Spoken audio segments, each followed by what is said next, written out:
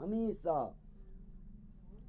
जे जीव जे सब जीव पर जे विश्वास नहीं करिए, दया नहीं करिए, आर प्राणी से जे कुटिलता रखैया, पहले से नियम का धारण करे वाला जे इंद्री, जे लोग इंद्री का वश में नहीं राखैया, नहीं रख सकैया, आर जे नियम का तोड़ दैया, ओ जे छे ओ नरक में जाइए, है ना।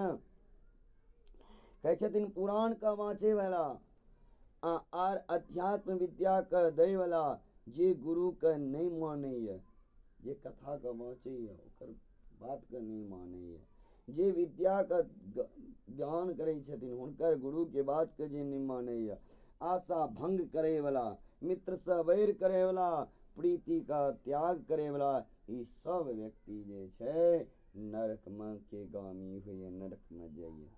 देव यात्रा, विवाह और तीर्थ में साथ जे छे जय वाला का जे लूटैया, देव यात्रा कह रहल छे, लूट लेलिए, छीना झपटी कह लेलिए, ओ घोर नरक में जाके ओता बसै छे, फिर ओता से कहियो नहीं आबै छे। घर गांव वन में जे पापी आग लगबैया, ककरो घर में आग लगा देल, गाँव में कोनो आग लगा दिल, है ना, या वने में आग लगा दिल, वहाँ से तो पशु पक्षी सब दिक्कत होइ छे। हाँ, एहन जे पापी आग लगाबैया, यमदूत ओकरा लए कऽ अग्निकुंड में पकाबै छे, अग्निकुंड सँ जलैत शरीर वाला वो सब छाया के चाह, जखन छाया के चाह करे छे तखन यमदूत जे छे अस्वन नाम की नरक में छे ओकरा लऽ के जाइ छे। ओता जे छे जखन ओकर शरीर तलवार के पेन से पत्र से काटे छे, तखन यमदूत कहे छथिन कि हे पापी, शीतल छाया में सुख से सूत, आराम से सूत, है ना, जेहन कर्म के लिए एहन फल पाबै छी। जखन प्यास लागे तखन ओ यदि जल मांगे छे तो यमदूत गरम तेल पीबै ले दै छै, है ना, आर कहे छथिन जल पी, अन्न खो, है ना, एहि तरह से ओकरे कहे छै पीबै छै, ओकर आंत जल जाइ छै, फिर ओ गिर पड़े छै, फिर अनाथ के तरह कोनो प्रकार उठे छै, कानऽ लागे छै, विवश भए के लंबा सांस ले छै, लेकिन किछ बाजि नहीं सकै, है ना। हे गरुड़ जी, अनाथ पापी के एहि प्रकार से बहुत यातना छे, ओकरा विस्तार से हम की कही, ओ सब तो शास्त्र में कहले गेले हैं। एहि प्रकार से प्रलय काल तक हजारों स्त्री पुरुष जे छे घोर नरक में जाय छथिन। वृक्ष गुल्म लता वल्ली गिरियश्च तृणानि च स्थावरा इति विख्याता महामोघ समावृता कीटाश्च पशवश्चैव पक्षिणश्च जलेचरा चतुरशीतिलक्षेषु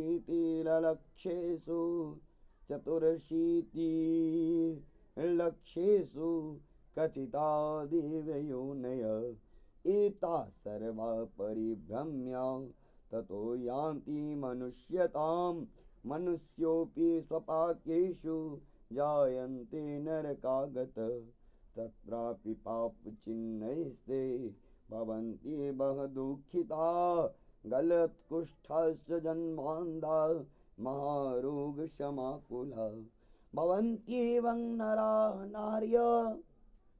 नार्यः पापचिह्नोपलक्षिता भवन्त्येवं नरा नार्यः पापचिह्नोपलक्षिता।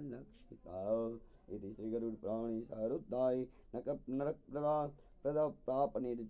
पाप चिन्ह निरूपणम नाम चतुर्थः। कहै छथिन एहि तरह से भगवान कहै छथिन पाप के अक्षय फल जे कहियो खत्म नहीं होइ छै, ओ पाप के फल भोग के फिर ओ नरक में पैदा होइया तथा यमराज के आज्ञा से पृथ्वी पर अबैया, लेकिन स्थावर आदि के योनि में उत्पन्न होइया, जेना वृक्ष गुल्म लता बेल पर्वत आर ई जे छै तृण, एकरा सबका स्थावर कहल छै, है ना, जे एक दूसर जगह से दोसर जगह नहीं जा सकैया, है ना, ई सब मुंह से घेरल रहैया।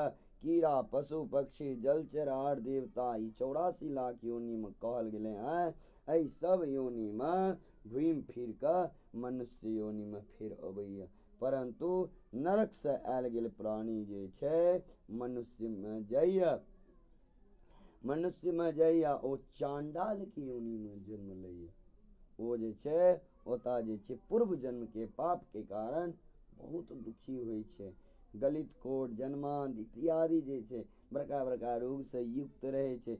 स्त्री पुरुष के जानल जाय छै। ई जे छै ऐसे पता चल जाय छै जे ई पापी जे छै ई पाप भोग के एले है, पूर्व जन्म के पाप के फल छै, है ना। एहि तरह से गरुड़ पुराण में सारोद्धार नरक प्रद जे छै पाप चिन्ह के निरूपण भगवान श्री नारायण चतुर्थ अध्याय में गरुड़ जी का बतलखिन। प्रेम से बोलिए लक्ष्मी नारायण भगवान की जय।